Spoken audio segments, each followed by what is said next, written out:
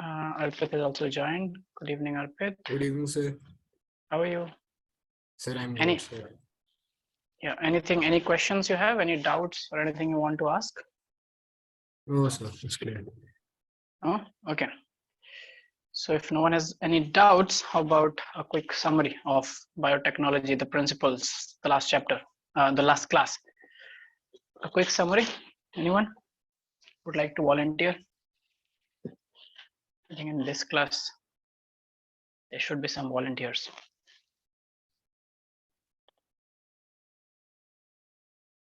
If we do not have any volunteers, then I would like to go to Sahel. Because you also have some. You were absent in the last class? Yeah, but I'll try to look at it and do it. Okay, great. That's the spirit, actually. Yeah.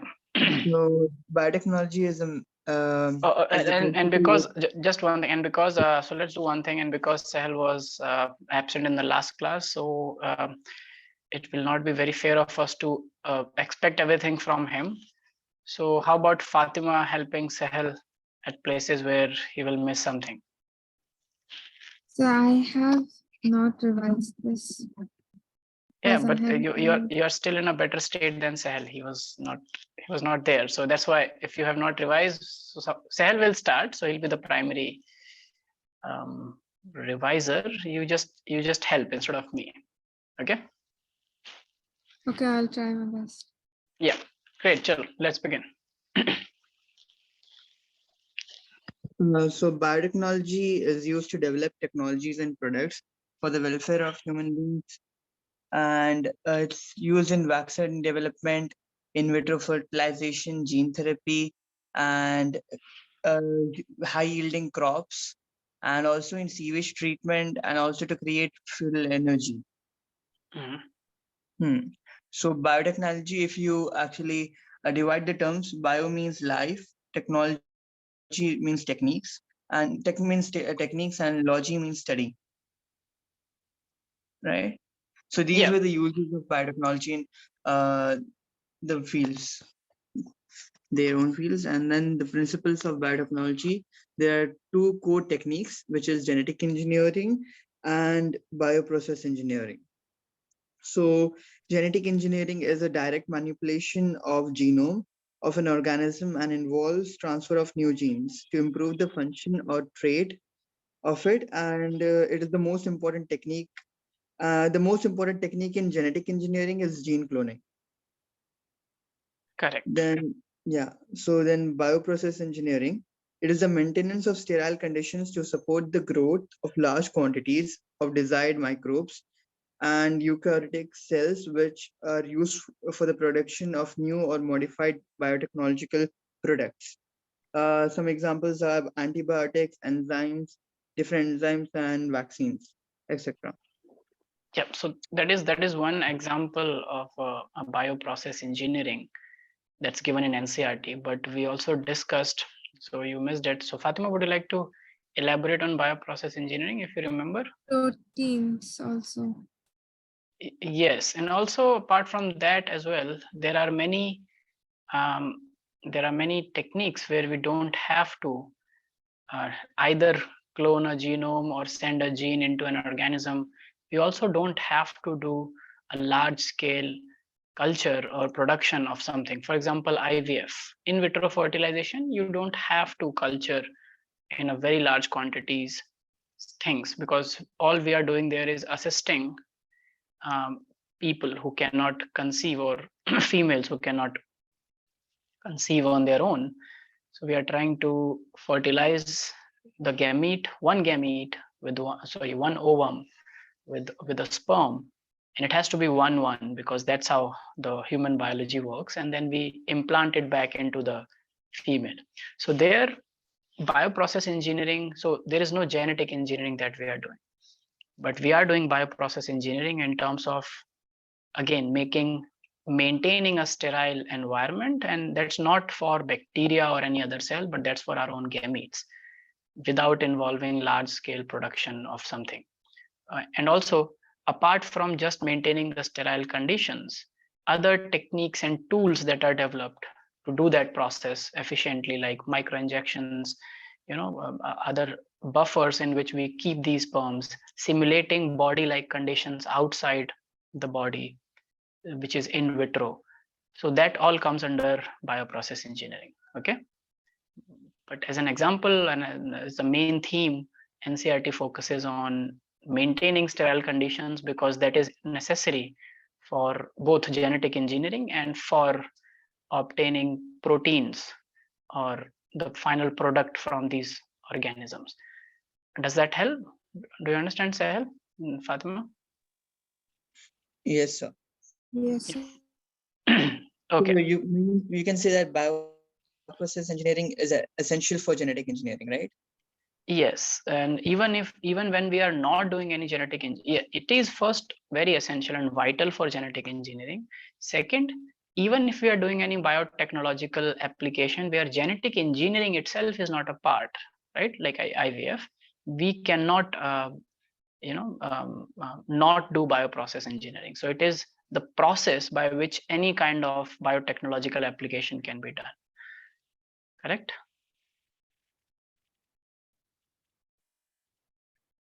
Okay. Is that clear? Yes, sir. Yeah. Yes. Continue, please. Then there's writing about recombinant DNA, which is there is 1 minute. Let me just have a look at it. Yeah. Fatima, would you like to pitch in and help? Recombinant DNA is also rDNA. It's the same thing, but the short form. And it is the gene of interest along with the plasmid vector. Both of them are nucleic acid. So basically, what is recombinant DNA? So if you realize, recombinant DNA means we are recombining some DNA with some other DNA and making a recombinant DNA. Here, to make the recombinant DNA, we are taking any DNA fragment which is our gene of interest, the DNA fragment that we want to put into some other host organism for further processes. So this gene of interest, which is again a nucleic acid, is attached to a plasmid vector. So about plasmid, what is a plasmid? Quickly. Sir, it is extra chromosomal DNA. Yeah. Yes, right. With its extra chromosomal DNA present in where it is. Is it in our cells? Cell. Which cell? Which cells do we find plasmids in?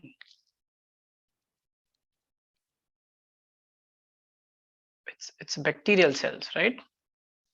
So I should have mentioned here. So sorry. So we have taken this system from a bacterial cell. So apart from its own genome, it also has a plasmid DNA, which is extra chromosomal DNA. So this is the chromosome, one single chromosome in bacteria, and this is a plasmid DNA in bacteria. Now the beauty of plasmid DNA is that it is a circular double-stranded DNA. So if I create one cut, it will open and I can put my gene of interest there and it can act as a vector. So I can use it as a vector to send back a gene into bacterial cells or other cells where that gene was difficult, like needed a vector to go there. Okay, great. So what are different colors here? So we tried to make a recombinant DNA here. What are these things, Fatima? The purple color one is the selectable marker. What is selectable? Through which you can identify something. Something. And, okay. Better. Good to begin the with. blue one. The blue one is the gene of interest, and the yellow one is the origin of replication from which the replication will start. The red one is the normal, the plasmid DNA, the original plasmid DNA. Yes, so Sir, let's mark this also. Yes. can you explain about the selectable marker? Sir, it is not clear. Okay, yeah. we'll do that. So as you know, we started building a plasmid. We first took just the plasmid, which is this red part. Then we started giving different colors to different region. So you understand that plasmid and gene A, which is our gene of interest, is the most important thing, right? Apart from that, I told you last time there was a question which we were discussing, and we finished here, is that what we need when we are creating a plasmid vector, what should be the features which are required in a plasmid vector or in a cloning vector, correct? This was the last question you all wrote, characteristics of a plasmid vector. So Yes, first sir. thing we realized that should be there is the origin of replication. So any DNA that replicates in a cell needs the replication machinery.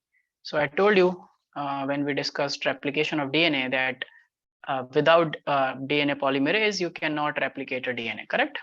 And DNA polymerase needs other proteins that will take the DNA polymerase to the promoter region of a DNA from where the replication will begin, like to a specific region, not the promoter region, but a specific region of the DNA from where the replication can begin. Now, replication cannot just begin, does not begin randomly from anywhere in the cell, okay? So it needs specific sequences. These sequences are called origin of replication sequences, ORI.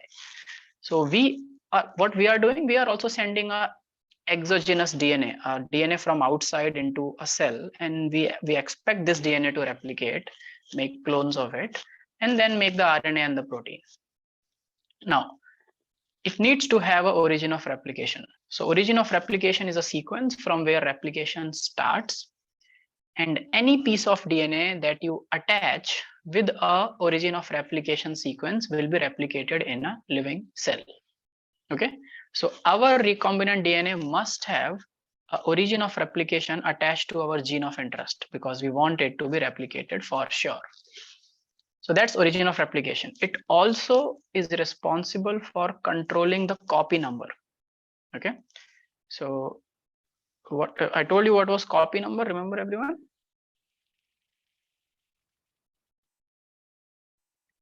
It also controls the copy number. Now, copy number is how many copies of our attached gene of interest will be formed inside the cell when this plasmid will autonomously replicate. So another good thing about plasmids is it's autonomously replicating system. So it does not depend on the genome or the cell itself to replicate. It can cause its own replication multiple times. Second thing was that it should also have selectable marker. Now, selectable marker is which helps us to distinguish or discriminate or identify, whatever you want to say. So to distinguish the transformants. Now, I have not, we will study the process today, but transformants are those cells which have successfully taken up our recombinant DNA. So the question is, when we will send these recombinant plasmid vectors containing our gene of interest into a bacterial population, all the bacterial cells will not take it up because that's not what they naturally do. For example, if it's E. coli, why will a E. coli just take a recombinant DNA that we have created? So we have to treat that bacterial population in a way where we force them to take up DNA from outside, artificial DNA, especially the plasmid DNA from outside their environment. So that process is called making competent cells. So during that, there is still chances that all the cells will not acquire the recombinant DNA. But even if it is like more than 50% of the cells acquire, your process is very successful. But what, let's say 60% of the cells got our plasmid DNA, they acquired, they took up our plasmid DNA.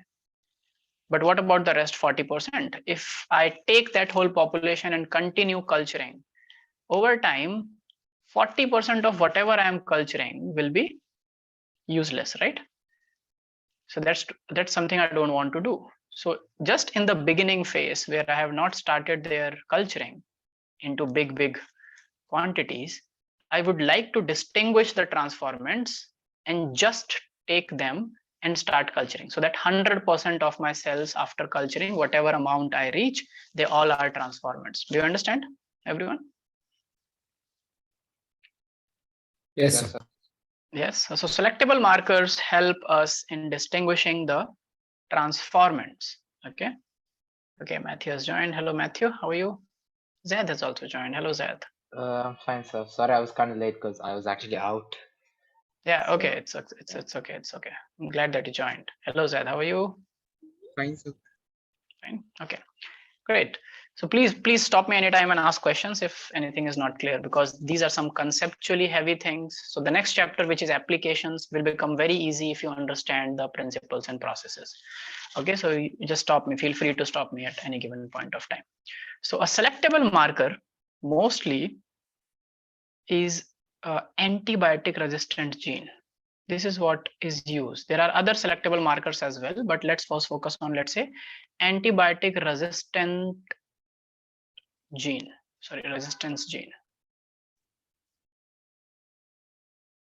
So this is a gene which provides antibiotic resistance to the bacterial population. So before this gene was present in the bacteria was not resistant to antibiotics, and if you apply antibiotics, they will die. But after, if you give this gene to bacteria, the bacteria can now dodge antibiotics and can still survive in an antibiotic medium. This is exactly the same thing that develops into drug resistant bacteria, right? If any bacteria has this gene already, we cannot kill them with antibiotics very effectively. So we use this because we are doing all of it in a closed, contained environment. It's a research purposes. We are not going to throw these bacteria out in the open, or so it cannot go into ecosphere. So we can do that. So what we do, we use antibiotic resistant gene as our selectable marker here. So let's say I use a gene which is antibiotic against any let's say any antibiotic, kanamycin or penicillin or streptomycin, anything. So it is a antibiotic resistance gene. But how is it going to help us? So it's going to help us in a way that if I start with, let's say, this is the bacterial population that I started with. Okay, this is the control bacterial population. This bacterial population does not have our plasmid, so it is negative for the vector. It is also negative for resistance. It has no vector and no resistance, correct? Each dot is a bacteria here. Now I make them competent, and I tried to put my vector here. So after I tried to put my vector here, still some of them did not took up the vector, but the ones which are in red here, these red bacteria, they have my vector. But on a plate, they will not look red and black to you, right? You understand? I'm just doing this to explain. If they would have looked red and black, the problem would have been solved. But now this is a competent population plus, or I should write transformants plus non-transformants. So it is a mixed population. It has both transformants plus non-transformants. Is that clear? Red is transformants. Now, if they are transformants, then they are positive for the vector. They have taken our vector, right? And if they have taken our vector, they are also positive for resistance now, because in our vector, we have put a gene apart from our gene of interest. We also put a gene which is a antibiotic resistant gene, which will act as a selectable marker for us. Let's see how. The non-transformants, which are black here, but still they are there. So what I will do, I will add antibiotic, or I will take these bacteria and put it on a plate that contains antibiotic already. Okay, so the moment I will add antibiotics, what will happen? All the blacks one will die. Only the red one will survive, correct? Only the transformants will survive. Okay, you understand? Yes, sir. Yes.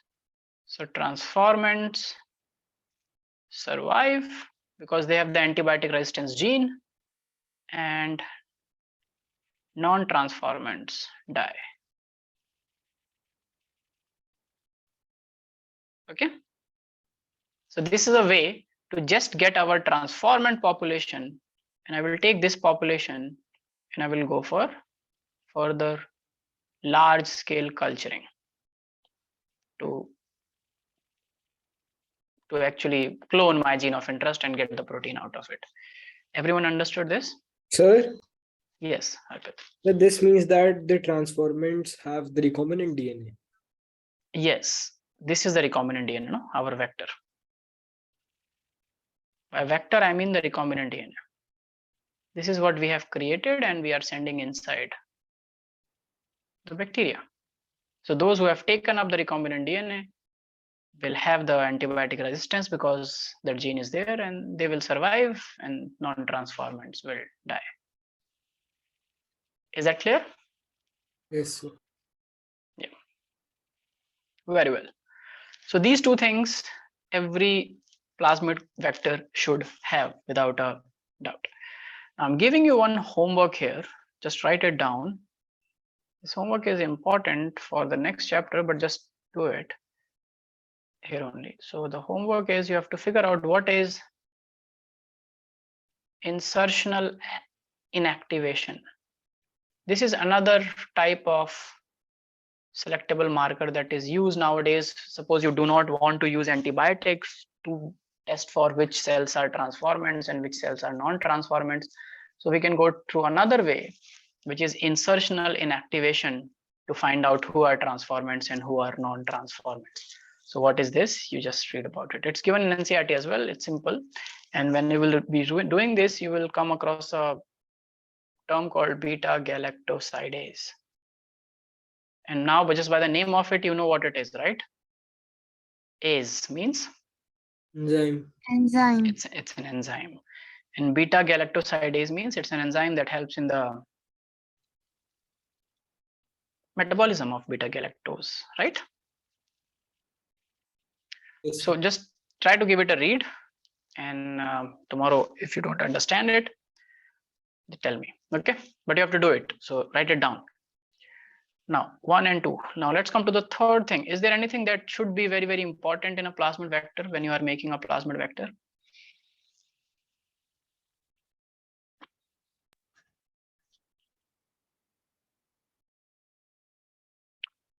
Cloning site. Yes, Zed, perfect. So Sahel in the beginning, when he was giving a summary, he said that the most important activity in biotechnology is to clone, right? Clone our gene of interest, correct, Sahel? So we need to have, we need to have the site which actually will be the site where we will put our gene of interest. This thing, this gene A, where will you put your gene A? That will decide everything for that vector, whether you can make a vector, you cannot make a vector using that plasmid, etc., etc. So every vector should have cloning sites. Now Excuse me, cloning, sir. yes, Sahel. Sorry to interrupt. Like, can you explain on gene of interest? Gene of interest means what does it mean actually? It means, for example, if you are interested in making insulin from human insulin gene, you want to make a large scale, you want to do a large scale production of human insulin, okay? So for diabetic patients, so what you will do, you will take the human insulin gene from a human cell, from a cheek cell or any cell. You know what is a gene looks like, what is the sequence of the gene. So you will cut the gene, you will take out that gene. We will understand how to cut that. And that gene, that part of DNA, becomes your gene of interest, which you want to put inside the vector and send inside a bacteria or a yeast, whatever is the suitable model system for your amplification. And then mostly it is bacteria also. And then that gene will be expressed into protein, which is insulin protein, and then you can purify that protein in large quantities. So that is our gene of interest, okay? For which we are doing this whole business of biotechnology. The gene that we want to clone, okay? any gene that we wanted to clone, because you said no, biotechnology is the process by which we make useful products or services or therapeutics or medicines for humanity, right? Not just for humanity, but for plants, animals as well. The Yeah. plasmid vector is attached, later attached to this gene of interest, right? Our gene of interest is inserted in between the plasmid vector. So the plasmid vector is a circular double-stranded DNA, which is present in bacteria. Many bacteria have plasmid DNA apart from their own chromosome. So from there, we took this idea and we took that plasmid that, oh, see, this is a DNA form that can stay stable inside the cell. If I just send, so you could have, let me elaborate your question. So what Sahel is trying to ask is, what is the need of a plasmid vector? If I know that insulin is my gene, what if I cut just the insulin gene and inject it inside a cell, right? It will be degraded. So our DNA is, our system will realize that it's a foreign piece of DNA.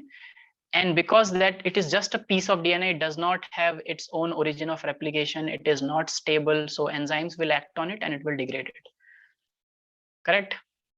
So plasmid is a very safe way to load our DNA of interest in it with the origin of replication, a selectable marker, and send it inside the system. Okay? Sahel? Yes, sir, got it. Perfect. So cloning sites has to be very, very important. And these sites are where your gene of interest will be inserted. Now, if I tell you, it is actually also the site where your restriction enzymes recognize and create a cut, because wherever they will create a cut, there only you can insert your gene of interest. Yes or no? Correct? Yes, sir. So restriction enzymes, we all know, we discussed restriction enzymes. Oh, we have not discussed restriction enzymes, have we? Okay, so we'll be discussing restriction enzymes next, but just know that restriction enzymes are the enzymes that cut DNA wherever we want them to cut. Okay, so they have every restriction enzyme recognizes a particular set of sequence inside the DNA and creates a cut there. So DNA opens. If it's a linear DNA, it will cut into two parts. So there'll be two fragments. If it is a circular DNA and there is one place where it is cutting, it will open up and become linear, which again, if we stitch it together by putting something inside, it will become a circular DNA again. So that's more stable. So write down cloning sites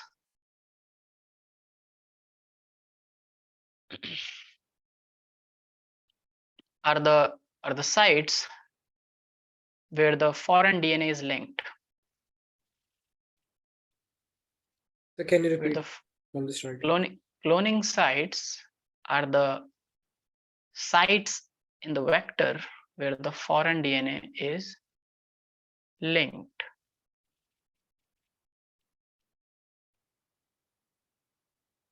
Okay. Next point. It is also the site. It is also the site recognized by the restriction enzymes. Restriction enzymes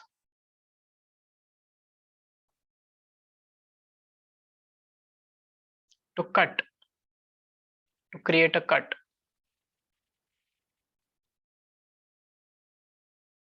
To create a cut in the double-stranded DNA. dsDNA is called double-stranded DNA. Okay. So now, how many cloning sites would you like to have in your vector? How many sites would you like to have in your vector? The more, the better? So the less, the better, I think. The less, the better, says Zed. Yes, Arpit, what do you think? We should have only one cloning site. You are saying only one, so it's not even less, it's just one. Why should we have just one cloning site? What's the problem with two? I'm along with Arpit's statement. Sorry. Come on. Yes.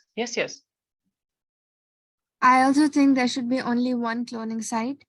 Yes. And Why do you think so? Because if the restriction enzyme, cut at other places, then instead of there being an opening, it will become into fragments. Exactly. And Exactly.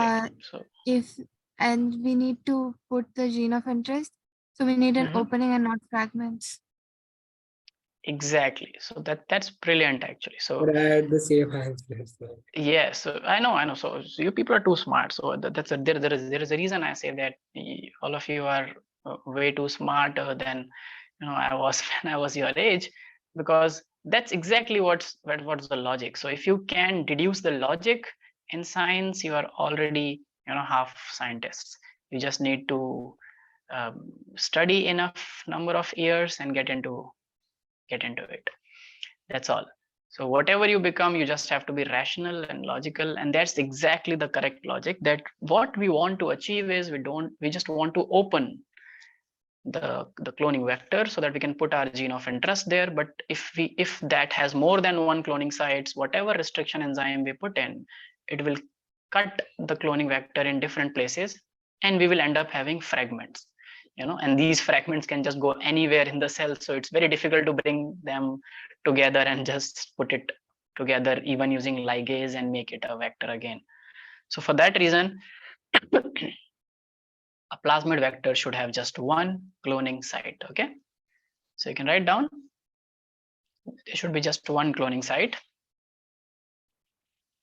preferably a single cloning site.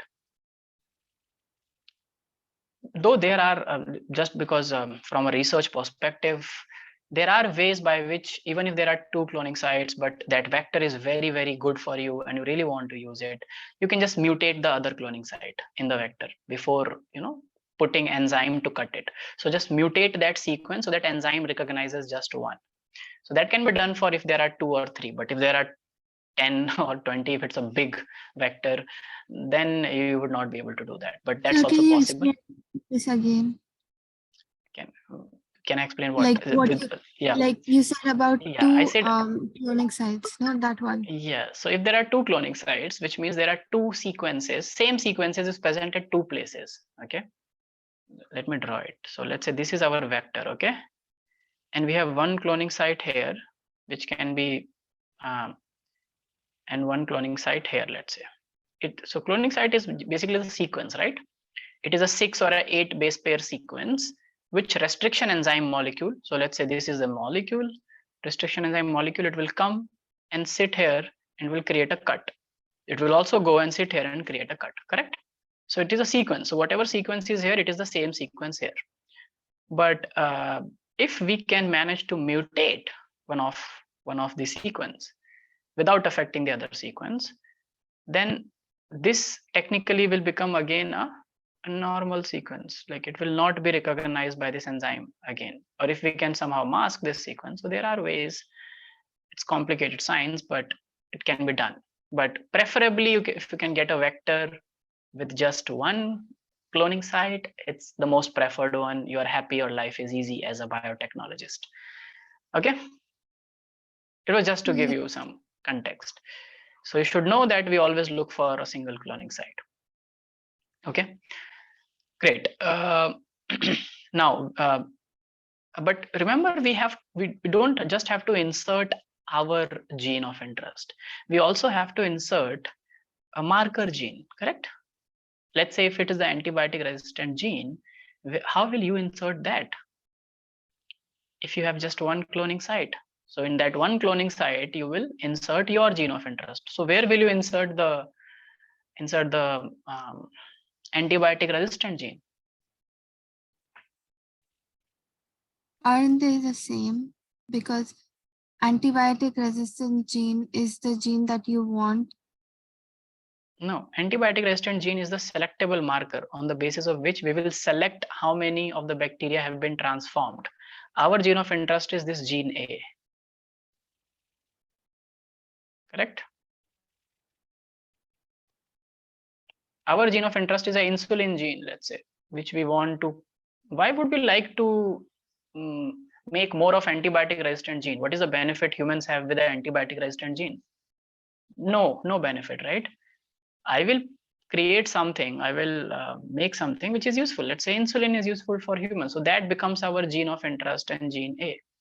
This antibiotic resistant gene is a selectable marker. Remember, Fatima? Yes, sir. So the answer to that is we can use more than one restriction enzymes in a sequence. So one restriction enzyme will cut, let's say this is again the plasmid. I told you there are, so for that we have to study about restriction enzyme, which we will do the next. So there are more than somewhere around 1000 restriction enzymes that we have a library of these molecules, which we have been able to extract from around 250 different bacterial strains that have these genes for restriction enzymes. Now these restriction enzymes are molecules that specifically go and bind to any one sequence.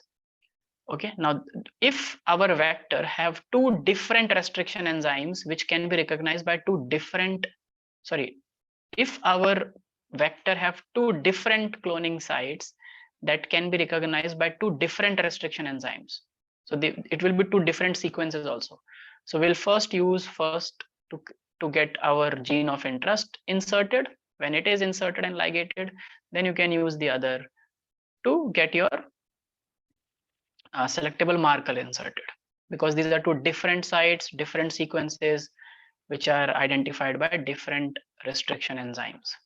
So same vector can have more than two cloning sites for which, but they are recognized by two different restriction enzymes. So that's again some high. What if they are recognized by the same restriction enzymes? Then we cannot use it. Then it's the same.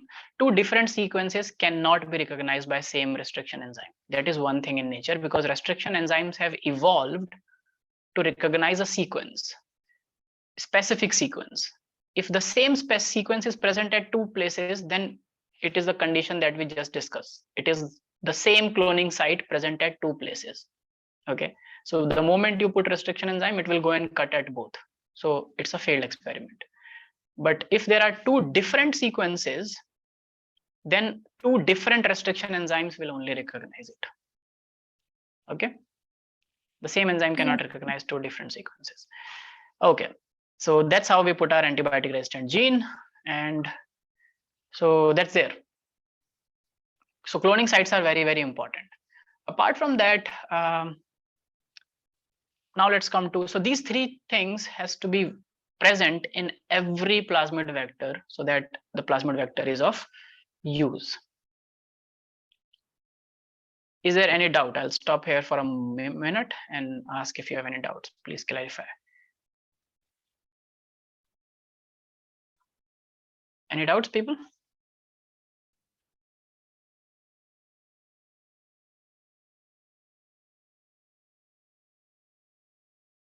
No? So is there an example of where we are using more than one recognition site? Yes. So for that, I have to, let's go to restriction enzymes to answer that question. Okay. Anything else related to the previous one? Yes. Okay. So how did the sequence of the restriction enzymes was found? Yes, that's a very, very good question. Like how was it? All Yeah. these 1000, you said 1000, I guess, right? Yes. So it's not, it was not found, all were not found at the same time. It's a research that has encompassed, if I'm not wrong, more than half a century. So for like 50, 60 years, people figured out, I don't know, when was the first recombinant, when was the first restriction enzyme was found? But it was, I'm sure that it was way back before we actually could transform these. Anyways, but over time, every year, every after a few months, you will find that some people have figured out a restriction enzyme that goes and binds to this particular restriction site, like goes and bind to this particular cloning site or this sequence. So how are they find? It's interesting. There are many ways. So, but the theme is the common theme is that if you see a foreign DNA in a system getting cut or nicked, okay, in at a specific place all the time. So if you know a sequence, you send a known sequence into a cell, and if that cell has restriction enzymes, that will be created, like that will be cut as a defense mechanism. So restriction enzymes are defense mechanisms. The foreign DNA will be cut. The foreign DNA will be cut, right? So it's like a defense mechanism. Okay, I think it was, if I'm not wrong, it was in 1960s. So when we figured out, I do not exactly remember the year. It happened 1960. by accident. Sorry. Does this happen by accident? It did not happen by accident, but the thing is that we know that bacteria can also be attacked. So I was telling you that it is a defense mechanism of the cell. It was identified in bacteria, but endonucleases, these kind of enzymes are also present in eukaryotes. They are also present in our cell, but in bacteria, it was used as a defense mechanism against viruses. So you know there are some viruses called bacteriophages. These viruses attack bacteria and start killing the bacteria. So it's not like the bacteria is, you know, helpless. Bacteria also is a living cell, and it was first discovered in 1968. Okay, 1968. Okay, thank you, Arpit, for this information. I'm not sure. I just know that it was before the moon landing, of course, because that was done in 1969. So it can be the answer. But I think it should be more earlier than that. Anyways, so it was done in 1960s that I know. So restriction enzymes. So yes. So what I was saying, yes. So these they were doing some experiments on E. coli, and E. coli bacteria was able to restrict the growth. So E. coli should be killed when infected by bacteriophage viruses, right? But they saw that E. coli bacteria was somehow able to restrict the growth of bacteriophages. Okay, and this growth, if it is restricted, so which means that you are not allowing the virus to replicate and to make more copies. So there is only one way to not allow the virus to replicate. You do something to its DNA, correct? Yes, sir. Because bacteriophage is a DNA virus and it sends its DNA inside the bacteria. That DNA goes, replicates, and infects the bacteria. This is how all viruses work. They will only send their RNA virus also, right? Bacteriophage are mostly DNA viruses. I don't know if bacteriophages can be RNA viruses as well. I'll check, and if there are any specific bacteriophages with RNA viruses, I'll let you know. RNA viruses, bacteria are called the viruses with RNA genome are called retroviruses. They're mostly the retrovirus category, but I like 90%. I think if you ask me, bacteriophages are DNA viruses, and yeah, but I'll just be sure and come back to you. Okay. Yes, no problem. Yeah. So the point is that they were sending their genome, which is DNA in this case, and E. coli was somehow resisting it. So it's very obvious that virus only sends the DNA inside. So whatever the bacteria is doing, it's doing it to the DNA.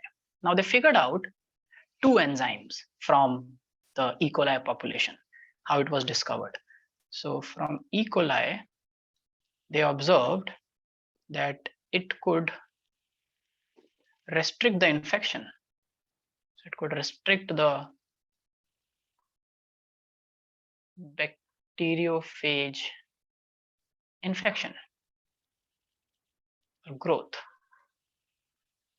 Now, how it is doing it? It is doing something to the DNA. So there were two enzymes that were isolated, which were responsible for this activity. And they realized that one of this enzyme was adding methyl group to DNA, to this bacterial DNA. It is called methylation of DNA. Sorry, to viral DNA. So one of the enzyme, which is enzyme 1, let's say for now, was adding methyl group to viral DNA. When you add a lot of methyl group to the DNA, that's called silencing of the DNA, or the gene silencing. It's an epigenetic term where you can not allow, so you can inhibit that DNA from replicating, because it's like you covered all the DNA with methyl groups, a lot of methyl groups, and now the machinery that has to come and sit on the DNA to replicate the DNA is not able to come and sit at that point, that origin of replication sequence. Okay, so by adding methyl group to the viral DNA, you can just inhibit the viral DNA, and the DNA will just be there for some time and will get degraded. So in the meantime, where it could have made it copies, it cannot do that. So that is one way to, but this was like, okay, this is not very useful to us, but they figured out another. This is useful, but not in this context of biotechnology. There was another enzyme, and this was doing something interesting. It was cutting the DNA into pieces, into fragments. Now, this was 1960s, and they were like, they first didn't believe, is it really happening, or is it something problematic with our experiment, and we are somehow degrading the DNA and getting different bands for it, different fragments of it. So they realized that this enzyme is indeed cutting the DNA, the viral DNA, and if you cut the viral DNA, now it is not intact, so it will not be replicated and infection will not further proceed.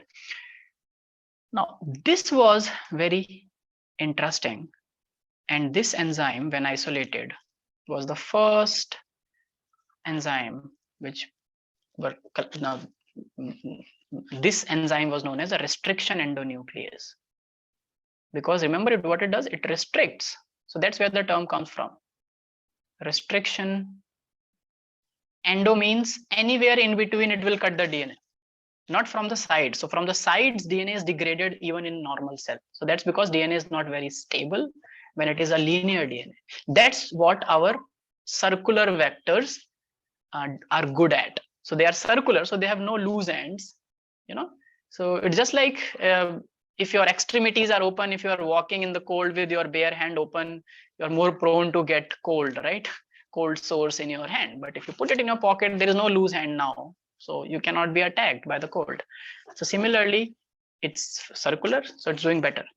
But this particular enzyme can go and cut anywhere in the middle of the DNA. So that's why it's called endo and nuclease, because ase means it will cut only at one place or like many places. If there is only one site which is recognizes at one place, if that one site is present in multiple places, because a viral genome, though it is very small, but still it's big, it will at least contains thousands of base pairs, if not lakhs of base pairs, correct? Some 100,000 of base pairs it will contain. So there is a possibility that that sequence that this restriction enzyme is identifying or binding to is present at 3-4 places. So it will cut at the DNA into 3-4 places, and that's enough to inactivate the If like you never know, if there's only one site, like one site with which the restriction enzyme can cut, then the DNA can still replicate, right? Because AUG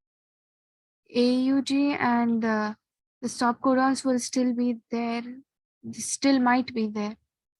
Everything you cannot confirmly say, but then it might be there. But if it is cutting the DNA, even if it gets replicated, it is a useless DNA, no? First of all, it will not get replicated, to answer your question, because we are cutting it. So when we are cutting it, maybe we are cutting somewhere, anywhere randomly in a vital gene. So remember, the smaller the organism is, smaller in the sense, in evolution, like unicellular organisms, they do not have much space in their genome. They don't carry lots of free random things. Their genes are very cut to cut aligned. In a bacteria, you have seen, right? So there is no junk DNA concept. So all the DNA is useful, especially in a virus. Virus is just a DNA, so it would like to be as small and compact as it can. So every gene on that DNA is important. Some genes are important to make the capsid of the virus, some are important to make the spike protein, some are important to make the proteins that will help the next packing and formation of the viral entity, etc., etc. So when you are randomly cutting, maybe you are cutting at some vital gene, right? Because all are important genes. So even if it can replicate, if that major component is missing, it will not be able to make a new virus. You understand? So the job is done, correct? Yeah. So Yes, what sir. virus needs is a full replication of its untouched, unaltered DNA, so that it can go and make RNA, and it can go and make protein. These proteins can again assemble back along with the DNA that was replicated and make another RNA, another viral particle. If you temper anything in that, if you just cut the DNA and even at one place, and that inactivates some very important gene for its assembly, then even if you continue doing anything, you will not get a new virus. So the infection is restricted. Make sense? Yes, sir. Yeah. Okay. Very good. So that's why they were called restriction endonuclease. This is how they were discovered. Now there are many such. There are around, as I said, 900 to 1000 restriction enzymes which have been isolated from around 250 bacterial strains.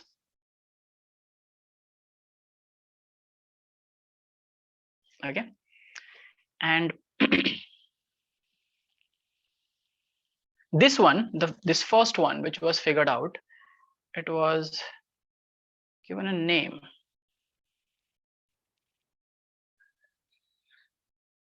It's called, why is my pen not working? So nucleus. Sorry? So nucleases? No, they were called restriction endonuclease collectively, but these restriction enzymes also have their name. So the names are given like, so this one was called, and let's say, it's not working. Just give me 1 second, let me figure it out. So there are two that you have to study. One is called Hind2 or Hind2, whatever. And the other one is EcoR1. This is from the E. coli. So what about there are two more, I think, BAM-H1 and Clay1 and that things. There are many. There are PST1, there are PLV1, PSV1, BAM-H1. There is PV1, Hin3, SAL1. All these are, but all have the same concept. So I'm just telling you about the concept. So how are they named? What is a restriction enzyme? Now, as I told you, they were called endonuclease. So if something is endonuclease, there is something exonuclease as well. And so there are two types of restriction enzymes to begin with. One type is called endonuclease, which cleaves the DNA, write down. It cuts the DNA in between the sequence, okay? Anywhere in between, wherever is the site which it can recognize, it will go and create a cut there in the double strand DNA. So that's why endo. Other one is called exonucleases. Exonucleases are more abundant and also present in our body, and they just start chewing off the DNA from the sides. Okay, like Pac-Man's. You know Pac-Man? You've played that game, right? So they just come from the side and start chewing the DNA from the sides, degrading the DNA from the sides. So they are called exonuclease. So exonuclease won't work on a plasmid, right? A circular plasmid, because there is no side to start chewing from. But endonuclease will work. So the restriction enzyme that we will use for biotechnology are the endonucleases. So that is what we are going to study in detail. So two endonucleases that are here is HIND2 and EcoRY1. Now, how are they named? So their name follows a proper nomenclature. In any restriction enzyme's name, the first three, okay, like in HIN in this, stands for the source organism from which this restriction enzyme has been isolated, the source bacteria. So HIN stands for the bacteria Haemophilus influenzae. Where have you studied this? Anyone knows? Yeah, pneumonia. Yes. So apart from Streptococcus pneumoniae, Haemophilus influenzae also causes pneumonia, right? So HIN. So this HIND2 has been taken out from Haemophilus influenzae. It's a endonuclease present in Haemophilus influenzae. The word D, the next letter, talks about the strain. So in this case, it always tells you about, because bacteria have multiple strains, right, with small variations. So this talks about strain, and the strain in this case was DS strain. DS, so Hind D. And this Roman numerical talks about the order of isolation.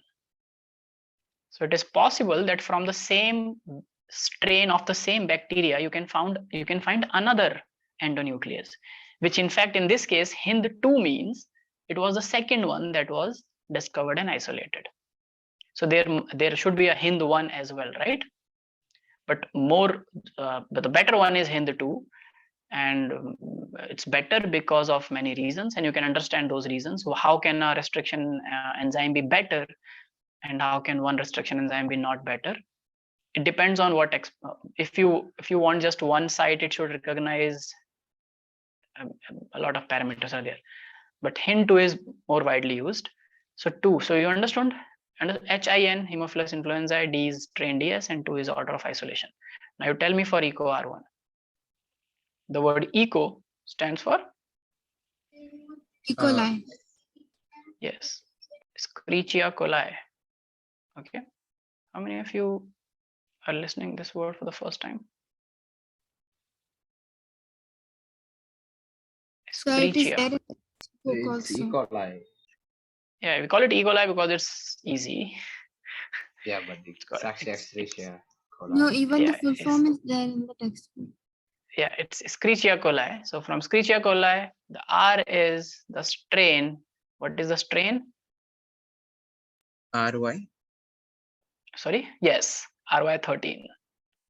RY13 is the strain from where it has been taken, and 1 means First order. yes, it is the first restriction endonuclease to be isolated from EcoR1. Excuse me, sir. Yes. But in NCERT, it is like written as that E stands for the name of genus. The next two alphabets start for species. And the That's third. correct, no? Escherichia is genus, coli is species. That's why the name Escherichia coli. Homo sapiens. Homo is the genus, sapiens is the species. Oh. Okay, Right? cool. Yes, Yeah. sir. Haemophilus is the genus, influenza is the species. Streptococcus is the genus, pneumonia is the species, correct? So it's doing the same thing in a more convoluted manner. I'm just simplifying it, that it first tells you about. So HIN is Haemophilus influenzae, okay? Okay. Then any other confusion? Is it clear? No, sir, it's clear. Yeah. So what Arpit is saying is also very crucial. So you should know that this is a species. So this is the specific name, species name, and this is the my mistake. This is the genus. This is the generic name. And this is the specific name. Genus and species. Okay.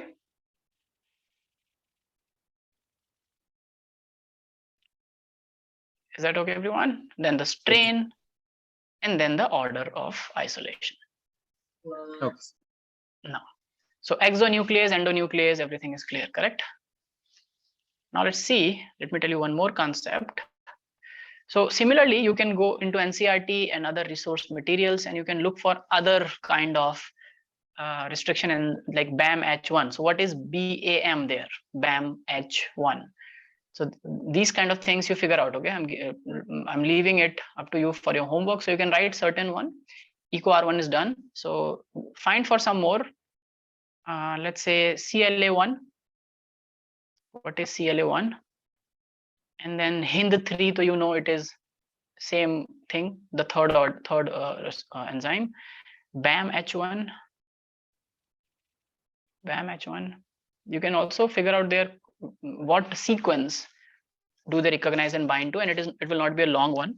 Most of these restriction endonucleases recognize a 4, 6, or a 8 base pair long sequence, 10 in some cases.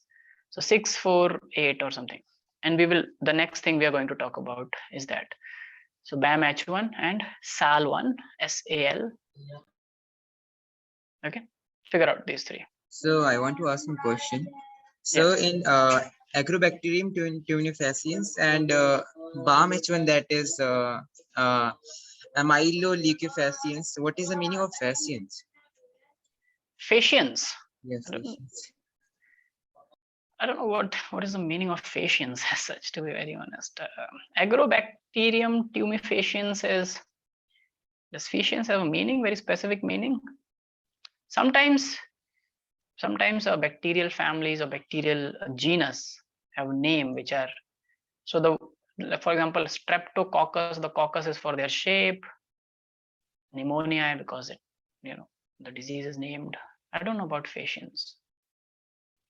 I know about the tumi word. The tumefaciens, I thought that tumefaciens is one word which means that they are tumor inducing. So agrobacterium is called agrobacterium because agro comes from the word plant. So these bacteria have the potential to create tumor. They actually do induce infection in the roots of the plants, and that's why these bacteria are not very good for agricultural things. So they can make a plant diseased by causing tumor in its roots, and the roots become less and less functional, so they cannot get water and nutrients from the soil, and the plant dies finally. So I thought that tumefaciens is the word which talks about that it is tumor inducing. I have no idea about what faciens specifically means, if it means something.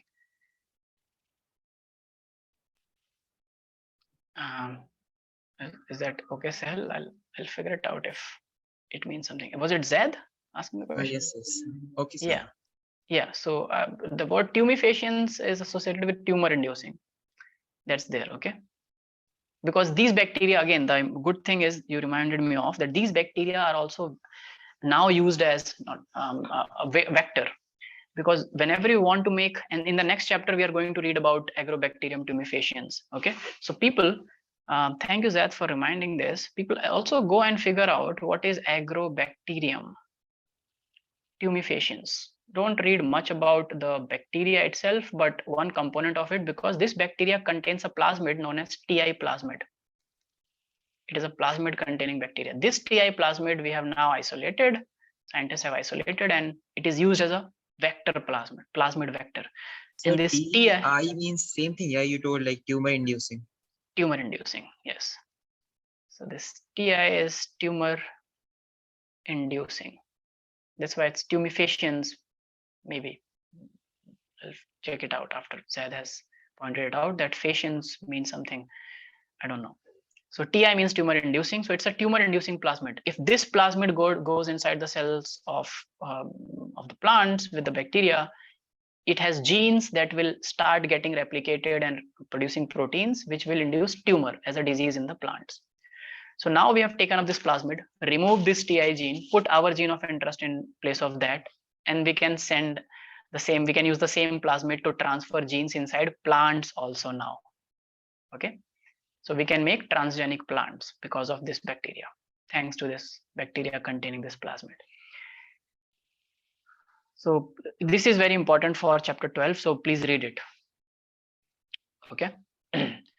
Now coming back, let me also discuss with you one more thing, which is how do these restriction enzymes function. So I was telling you that these restriction enzymes go and bind to a specific gene, right?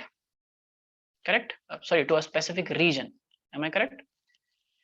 Yes. Now, they always go and bind to a palindromic sequence.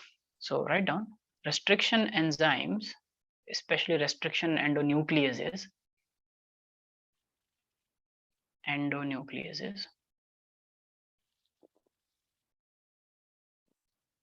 Identify and bind to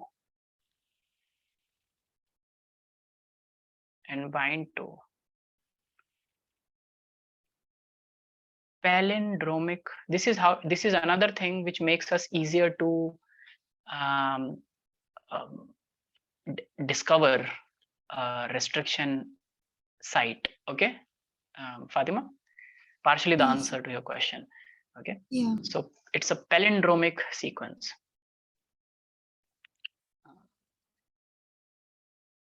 So I do not say everything when you ask the questions, so that if I would have said there, then I would have gotten into a problem of explaining this before time.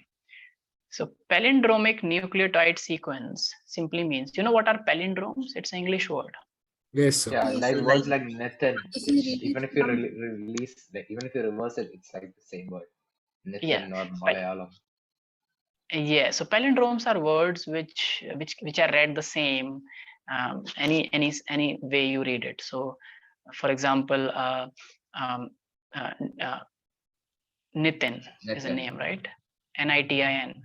So if you read it this way, it's Okay. Nitin. You read it this way, and it's Nitin, right? Also, another word which is a good word is Malayalam. So Malayalam, you read, and this way it's Malayalam, and this way also it's Malayalam. Correct? Rotator also. Yeah. Sorry? Rotator. Rotator. Yes. So it's again a palindromic word. So similarly, palindromic sequences are the sequences which, if you read on one strand, it will read the same, and in the other strand, in the opposite direction, also it reads the same, because DNA is double-stranded, right? So these endonucleases only go and bind to a palindromic sequence. Now let's make a palindromic sequence. So first tell me any sequence. So there are two strands, right? So let's say from 5' to 3' strand, there is a sequence. And these palindromic sequences are 4, 6, or 8 base pair long, mostly. Okay. So easy. So let's say take a 6. Let's take a 6 base pair long sequence. Tell me any sequence. We'll so make a palindrome. GAATTC from E. coli. GAATTC. Okay, you are telling me a actual sequence. Okay, Yes. that's even very good. That's great. GAATTC. Even if you take any other sequence, I'm just telling you the logic. So this is a real sequence, GAATTC, which is present in E. coli, and restriction enzymes bind to this according to that. So on the other strand, which will be now 5' to 3' in this direction, what will be the strand reading as? GAATTC. GAATTC, correct? So this way Yes. also is read the same, and this strand also reads the same, correct? So this is a palindromic sequence. Now there is also another beauty to this system. It's not just that they look at palindromic sequence and then they cut it. Now cutting is very important. The way these restriction enzymes create a cut is the most important and the crucial thing.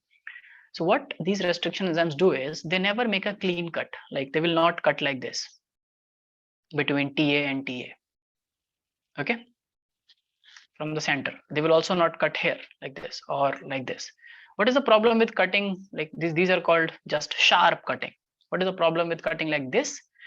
The problem is it becomes very difficult to ligate it back. Okay. If they would have created very simple straight cuts, then they would not have been very useful to us for biotechnological perspectives, because ligating it back becomes difficult. So what they do, these enzymes always, if suppose this is a sequence in E. coli and suppose the restriction enzyme is recognizing this sequence, it will always create a cut away from the center. So where is the center in this case? Between this A and T, and this A and T is the center, right? Correct, people? Yes. This is the center. So what these enzymes will do, they will always create a cut away from the center in any direction. Let's say if it goes here and it is creating a cut between this G and A. Okay. Then on the other strand also it will create a cut between these same base pairs G and A away from the center. Now what is the benefit of cutting like this is this cut and this cut will cut the DNA like this, right? So two fragments will be like this. 5' will have a G and nothing else, and the 3' will have A, T, T, C. You understand? And the complementary, on the complementary strand of the same DNA, there will be C, T, T, A, but on the 5' strand there will be just be as G. So now this C and G will be bonded again, and this will be bonded, but all these 4 here and these 4 here will be in an unbound state, right? You understand? Yes. So does it remind of you like a game you used to play where blocks of different shapes used to come and fall, and you know we have to put it Different colors. what it is called? Tetris. Block falls on block. Tetris. Yes. Right. Thank you. It's called Tetris. So in the game Tetris, let's say it ends up leaving DNA as this Tetris block. It is continuing as a very long, but this region is called a blunt end, sticky end. What it is called? Sticky It is called a sticky end. Why it is called a sticky end? Because it has bonds which are not satisfied. So next time if you want to join it back, you just need to get this pair, right? Put it here and it will just stick in place, just like the Tetris game. So if this is one shape, this is other shape, it will just put in place and stick, correct? Easy to ligate. The work of the DNA ligase becomes very easy, and it is specific ligation, specific cut, specific ligation. Very good system to do biotechnology. So we scientists are very happy. Sticky ends, yes, there. Thank you so much. So it ends. So restriction endonucleases leave sticky ends whenever they create a cut, and that's the selling point of this system. Is that clear, everyone? Yes, sir. Perfect. So restriction enzymes is clear. So this is what we use to cut our DNA in the first place. Now the question is, what you have to remember is this statement. We have to use always, this rule has to be followed. Whatever restriction enzyme you are using to cut out your gene of interest. So to cut our gene of interest also we will use some restriction endonucleases only, no? Correct? The same restriction enzyme has to be used to cut your plasmid vector. Okay? Make sense? Yes, sir. Because we want the same kind of sticky ends in both, so that we can join it back together, so that we can join our DNA of interest into the plasmid DNA. It's just simple logic, correct? It is what architects mostly and carpenters do, right? If you have to, this is one wood column. If you want to fix another wood column which is shaped like this, so you create a nick here, right? And you fit it here and you have the wood column, correct? Simple, no? More stable, stronger connection. Yes or no? Yes, sir. Similarly, we will need the same sticky ends on both our vector and the gene of interest for them to get ligated properly. So write down the same restriction enzyme must be used And whenever I'm saying restriction enzyme, it is always endonuclease from now. We are not dealing with exonucleases now. So the same restriction enzyme has to be used or must be used. So, but why does this happen? So, why does what happen? Why do we need same? Yes, sir. Why do we exact? To get the same sticky ends. So let's say this is created by a restriction enzyme X. Okay, Rex. So Rex cuts here and leave AATT as sticky ends.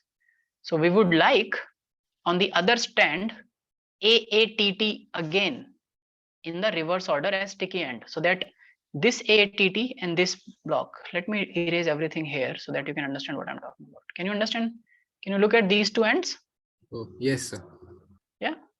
So this can very easily go and fit with this and just bind, correct?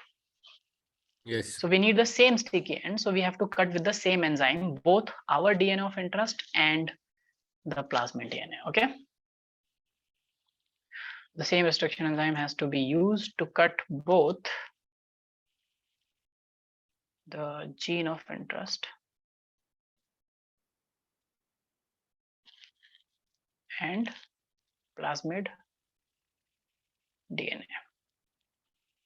Okay, in order to create a recombinant DNA, just write down in order to create a recombinant DNA.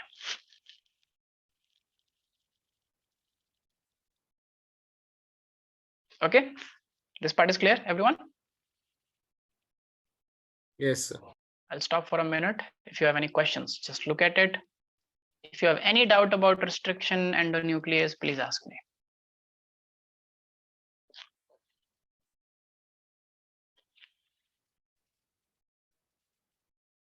So my question is, what if I use two different restriction enzymes to cut my gene of DNA with one, gene of interest with one, and plasmid with other? Is there no way we can now create a recombinant DNA?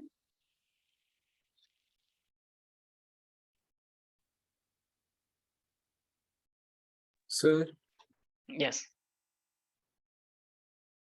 Sir, here there is no requirement of DNA ligase. There is a requirement of DNA ligase, but DNA ligase also binds when the specificity also comes. So the work of DNA ligase will get easier and DNA will bind very easy. Okay. These bonds will not just automatically form. No, it's not like, yeah. In that case, in the case you told, then maybe you need more DNA ligase? It's not like more DNA ligase will make bonds faster. DNA ligase works at an optimal concentration. It works quite well. More means, more is like you have two hands to hold two laddus, and you will do something for me for two laddus. But if I keep in a tokri 1000 laddus, still you will take two only, no? Because you have two hands to carry two laddus, right? Yes, sir. You can take that whole tokri, but let's keep humanitarian acts away. Let's see for a molecule. The amount of DNA ligase which is required to go and bind to the DNA, and it depends on how many DNA nicks are there. Even if you put 10,000 DNA ligase molecules and only 100 nicks are there, 100 will be at work, rest 9,900 will be just roaming around. Okay. Yes, sir. Yes. So there is no way we can create a vector DNA if we do not cut both our gene of interest and our plasmid with the same restriction enzyme. It's not possible. It's simply the game of Tetris. It's played by just one rule. There is no way. You cannot, like in a game, just beat and transform the shape into the shape you want and still play the game. If you do not fix it together, there's no other way. Correct? So that's why my personal opinion in biology, being in biology for around what, if you include the 11th 12th of studying biology also, it's been 12 years I'm into biology now. And what my opinion is that we often think that biology is very, very random. Many things happen, everything is happening just like it, anything will work anywhere and not work anywhere. That's not true. Biology is very, even in that chaos, in that randomness, there is so much of specificity, so much of rules being followed that and people say biology is a science of exceptions. It's true, but exception does not means like, okay, you remember this, okay, but oh, there is an exception, which means the rule is broken. Exceptions does not means the rule is broken. It means the same rule is not followed. This system has its own rule. That is what exception means. Okay. So always remember that biology is not a random subject. It is very, very specific. Even when there are exceptions, it means that the same rules are not taken up by another system. They have their own rules, but again, there are rules by which the whole thing will work. Okay. Great. Now, my question to you, next question is, which we will cover in tomorrow's class because we are running out of time. Yes, is what next? We realize that we have restriction endonucleases. We can cut our DNA, cut plasmid vector, both. We can now make a recombinant DNA by using ligases. Very good. Somehow, let's say I cut my vector. Okay, cool. I can isolate it from bacteria, cut it. But when I'm cutting my gene of interest, that gene of interest is present with all other non-required gene, a big genome of human right there, right? So how will I isolate my gene of interest? Just by cutting does not mean that it will come to me. I'm not holding it while cutting. No, it's not like a small piece of paper I'm cutting when I'm holding the other small piece and I cut it and take out. So that taking out process in chromatography.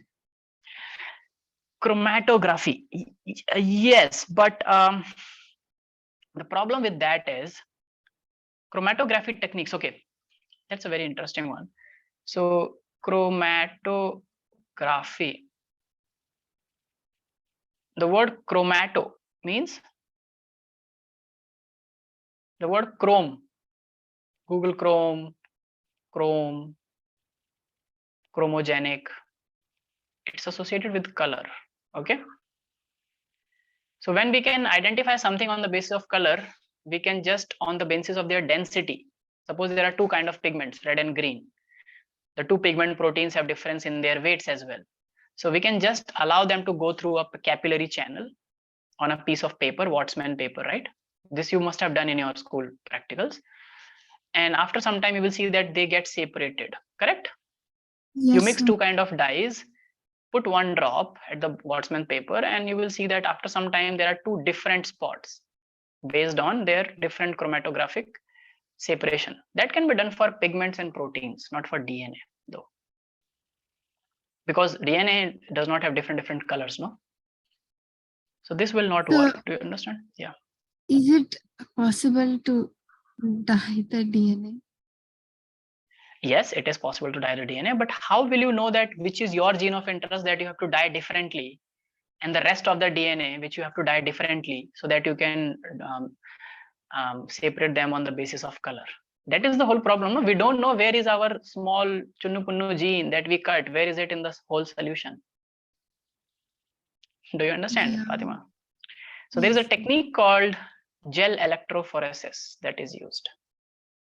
Gel electrophoresis. I thought of that. I really thought of that. That's great. Then I have no doubt when you people give answers, because see, I've already admitted you people are way too smart. You just need to be. So the point is, whenever someone coaches someone, do you think that like Virat Kohli's coach will be a better player than Virat Kohli? Yes, I guess. No, it's not necessary all the time. Coach is to just be, by experience, it's a better experienced player than Virat Kohli. Now, Virat Kohli's coach cannot be someone younger than Virat Kohli. It has to be someone like Rahul Dravid. You understand what I'm saying? With their experience, they help the already better player to become more and more better and not commit mistakes because they lack experience. So that's what a teacher does. A teacher is not to make you smart. You people are smart. Everyone is inherently smart. I'm here to just nurture those qualities. So when you think of answers, never hesitate to before giving it. Just give your answers. So you gave for chromatography. You realize now that why it cannot be used. It does not mean that you did not know what is